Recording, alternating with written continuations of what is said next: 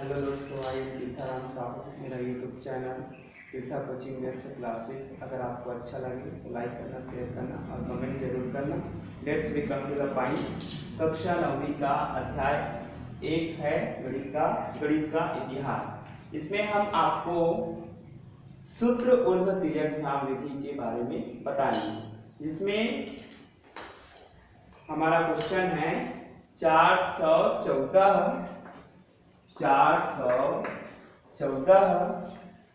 गुणा 232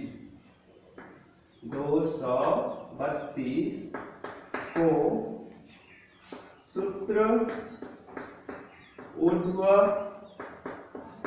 तिर्यक ध्यान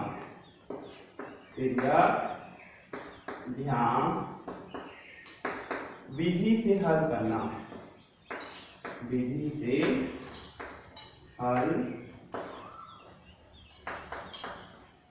कीजिए।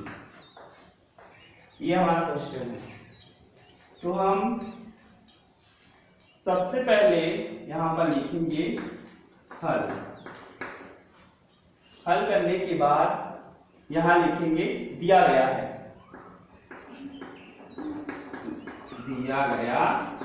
है। जो क्वेश्चन है उसको हम लिख सकते हैं 414 गुणा 232। सूत्र बार बार लिखने की आवश्यकता नहीं है, यहां पर हम आपको मैकेनिज्म बताएंगे। ठीक है। सूत्र ऊर्ध्व तिर्यक ध्यान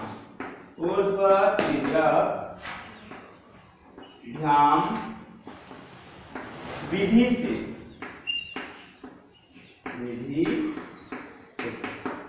अब यहां पर हम कार्यविधि करेंगे। कार्यविधि बहुत ही आसान है। यहाँ पर हम लिखेंगे स्तंभ बना के। यहाँ पर देख सकते हैं कि 3 अंक है इसमें और इसमें भी 3 अंक है। मतलब इसमें प्रथम स्तंभ 4 2, द्वितीय स्तंभ 1 3 और तृतीय स्तंभ 4 2 होगा। 3 स्तंभ बनेंगे।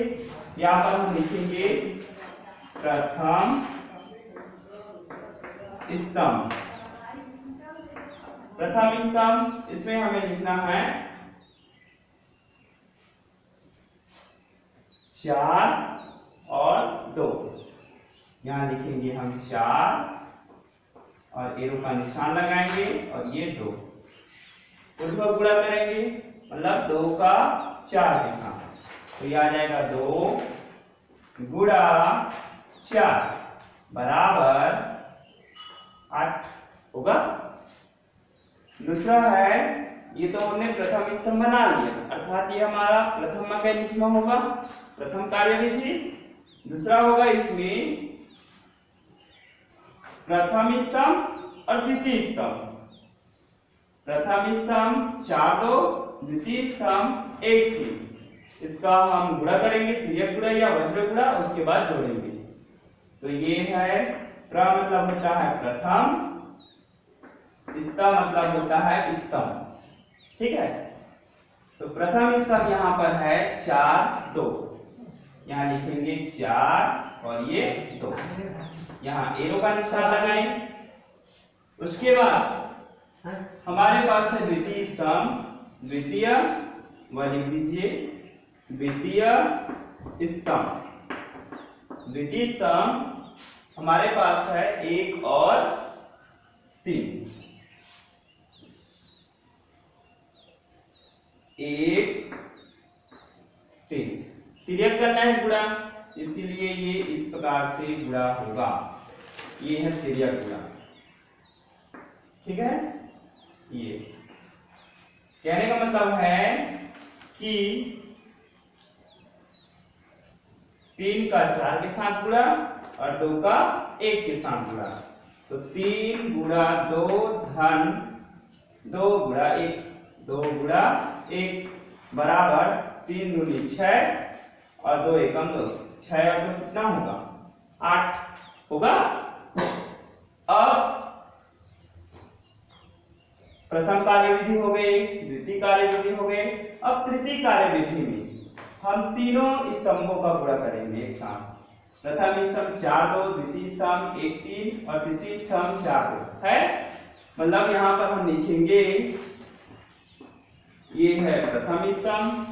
प्रथम स्तंभ बताओ कितना है 4 2, ये आ जाएगा 4 और ये 2, ये आएगा प्रथम स्तंभ 4 2 होगा। द्वितीय स्तंभ होगा यहाँ पर द्वितीय स्तंभ 1 3 1, ये है 3 और तृतीय स्तंभ होगा 4 2। तृतीय स्तंभ, तृतीय स्तंभ है 4 2 4 2। अब सबसे ध्यान देने वाली बात यह है कि इसमें जो तृतीय स्तंभ है आपको जो दिखाई दे रहा है, हम जो बता रहे हैं, यह ऊर्ध्व गुणा होगा। ऊर्ध्व गुणा मतलब लंबवत का एक के साथ, और बचे दो स्तंभ तृतीय स्तंभ और प्रथम जो स्तंभ है इसका तिर्यक गुणा होगा। ये देखो इस प्रकार से बनेगा, अर्थात 2 का 4 के साथ गुणा होगा और इस प्रकार से हमें फिर बनाना है। अब 2 का 4 के साथ गुणा करें तो आ जाएगा 2 गुणा 4, 2 गुणा 4 होगा। उसके बाद तिर्यक गुणा तो कर ली, अब इसमें हमें प्लस लगाना रहता है, ठीक है। उसके बाद 3 का 1 के साथ हम ऊर्ध्व गुणा करेंगे तो 3 गुणा 1, फिर धन का निशान लगाएं। उसके बाद 2 का 4 के साथ गुणा करना है तो 2 गुणा 4, फिर बराबर लिखें 2 4 8, इसीलिए यहाँ पर आएगा 8। प्लस का साइन है इसीलिए यहाँ पर प्लस का साइन लगा दें। फिर 3 into 1 मतलब 3 अर्थात 3 3 एकम 3, यहाँ पर आएगा 3, फिर प्लस है तो प्लस लगा दें, फिर 2 4 8 आया है। अर्थात ये क्या होगा 8 19 16, फिर कितना होगा 19, यहाँ पर हम लिख सकते हैं 19, ठीक है। क्लियर। तो ये हमारा प्रथम स्तंभ की कार्यविधि, ये द्वितीय स्तंभ की कार्यविधि और ये है तृतीय स्तंभ की कार्यविधि, है ना। अब हमारे पास तीनों क्लियर है। अब हमारे पास बच गए द्वितीय स्तंभ और तृतीय स्तंभ का कार्यविधि, क्योंकि 1 2 3 उसके बाद 2 1 ऐसे लाना है, ठीक है। अर्थात इसमें 5 मैकेनिज्म करना है, जिसमें एक कार्यविधि, 2 कार्यविधि, 3 कार्यविधि, एक चौथा बताएंगे। तो चौथे में हमें क्या करना है, द्वितीय स्तंभ लेना है। द्वितीय स्तंभ द्वितीय लेंगे हम द्वितीय स्तंभ और बच गए तृतीय स्तंभ, तृतीय स्तंभ, ठीक है। तो द्वितीय स्तंभ इसमें क्या है 1 और 3, तो यहां हम ले सकते हैं 1 3 होगा 1 3, और तृतीय स्तंभ है 4 और 2, तो यहां पर हम लेंगे 4 और ये 2, फिर तिर्यक गुणा करेंगे इस प्रकार से 4 का 3 के साथ, 2 का इस 1 के साथ, तो ये आ जाएगा 2 का 1 के साथ। जब हम गुणा करेंगे तो 2 गुणा 1, फिर तिर्यक गुणा करते हैं तब हम प्लस का साइन लगाते हैं इस प्रकार। अब यहाँ पर होगा 3 का 4 के साथ गुणा, ये आ जाएगा 3 गुणा 4 होगा। अर्थात 2 एकम 2 धन 3 चौक 12 बराबर 14 होगा 14। अब ये हमारा द्वितीय और तृतीय स्तंभ का मैकेनिज्म हो गया कंप्लीट। अब बच गया लास्ट स्टेज। तो लास्ट स्टेज जो है वह है तृतीय स्तंभ। तृतीय स्तंभ, इसमें हमें ऊर्ध्व गुणा करना है। ऊर्ध्व गुणा, ऊर्ध्व मतलब होता है लंबा या सीधा। तो यहाँ पर देख सकते हैं तृतीय स्तंभ का नाम है 4 और 2। तो यह आ जाएगा 4 और ये 2, 4 2 होगा। अब 4 2 कितना होगा 8 या 2 चौक 8, मतलब लिख सकते हैं 2 गुणा 4 बराबर 8। 2 गुणा 4 बराबर 8। ठीक है, यहाँ तक क्लियर है? कोई समस्या है क्या? नहीं है ना? अब अगला यहाँ पर बताऊं, इधर क्लियर कर दूं, क्लियर कर दूं, यहां तक क्लियर करूं? ठीक।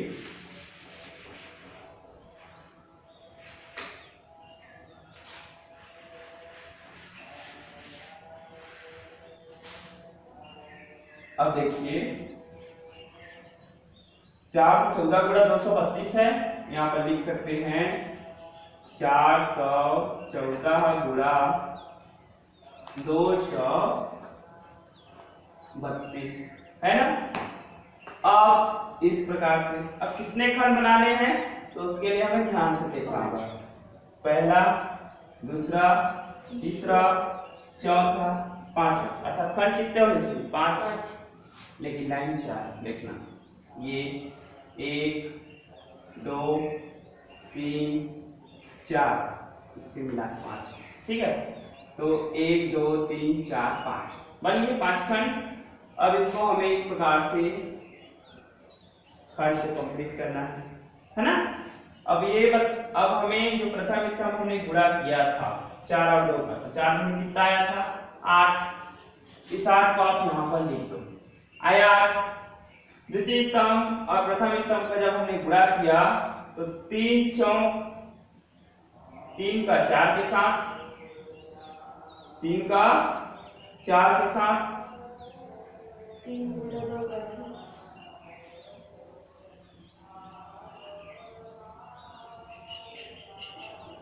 अब क्या करेंगे, क्रॉस कर देना। ठीक। तो 3 का 4 के साथ गुणा, उसके बाद प्लस करेंगे, फिर 2 का 1 के साथ गुणा, तो 3 चौक 12, धन है तो धन, और 2 एकम 2, और 12 और 2 कितना होगा 14। 14 है, तो इस 14 में इकाई क्या होगा 4, तो इसीलिए यहाँ पर आएगा 4। इसमें हासिल कितना बचे 1, इसीलिए यहाँ पर आएगा 1। अब यहाँ पर 2 का 4 के साथ गुणा किए, त्रिज्या गुणा, तो 2 चौक 8। उसके बाद 3 का 1 के साथ गुणा, तो 3 एकम 3, और ये 4 है और ये 2 है गुणा, अर्थात 2 का 4 के साथ गुणा करने पर कितना आया 8। तो टोटल होगा ये 2 चौक 8, धन 3 एकम 3, धन 2 चौक 8, मतलब 8 धन 3 धन 8, और 8 और 3 11, और 8 होता है 19। 19 है, 19 में इकाई संख्या क्या है 9। अब हासिल कितना बचे इसमें 1, जो कैरी कहलाएगा कैरी। अब यहाँ पर देख सकते हैं कि चौथा जो मैकेनिज्म है तृतीय स्तंभ और द्वितीय स्तंभ का जो गुणा है उसमें 14 आया है, मतलब 2 एकम 2 और 3 चौक 12, 12 और 2 कितना होगा 14। 14 में इकाई क्या है 4, इसीलिए यहाँ पर आएगा 4। अब इसके कैरी कितना बचे 1 बचे हैं, तो उस 1 को यहाँ पर लिखना है सीधा सीधा। कैरी वाला जो रहता है सीधा सीधा रहता है। अब 4 का 2 के साथ गुणा किए, मतलब जो कि तृतीय स्तंभ कहलाता है, तो 2 चौक कितना होगा 8, यहाँ पर लिखना होगा हमें 8। ठीक है, अब देखो जोड़ते हैं 8 का 8, ध्यान दीजिए 8 का 8, 4 का 4, 9 और 1 10, 10 का 0, हासिल 1 आएगा। ठीक है, अब 4 और 1 5 और 1 हासिल मिला के होगा 6, होगा 6 और ये 8 और 1 9 आया है। ठीक है। अब ये वाला जो डाटा है ये क्लियर कर दूं, निचला वाला डाटा क्लियर करूं, क्लियर करूं और ये वाला बना लोगे। ठीक, बिठा लो पूरा क्लियर।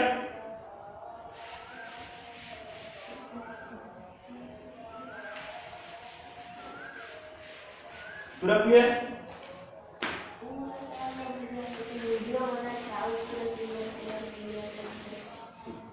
अब उत्तर की जांच करते हैं, उत्तर की जांच, उत्तर की जांच बीजांग विधि से, बीजांग विधि से, बीजांग विधि से। अब उत्तर की जांच बीजांग विधि से करेंगे तो हमारे पास प्रश्न का बीजांग, प्रश्न का बीजांग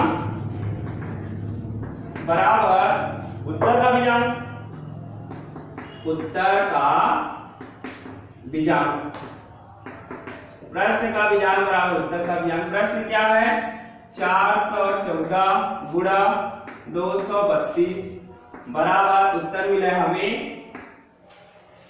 96,048 सैकड़ा।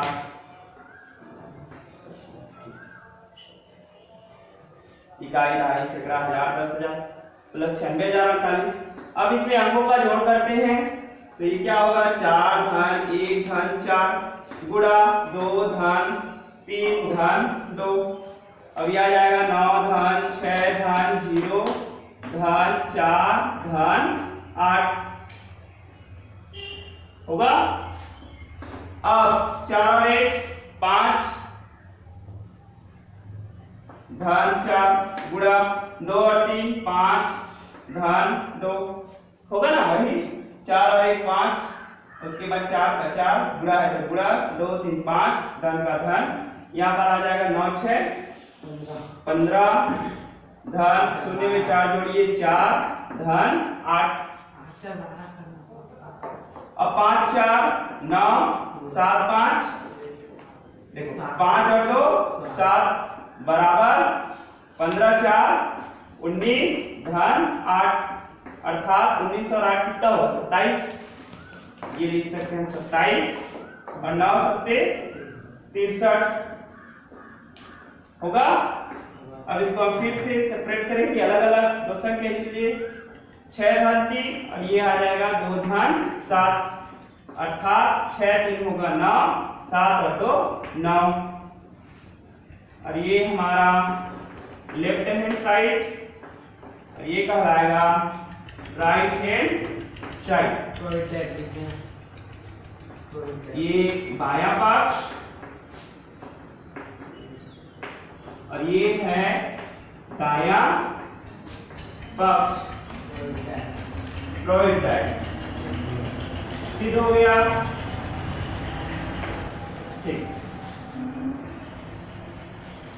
ठीक है, थैंक्स फॉर वॉचिंग।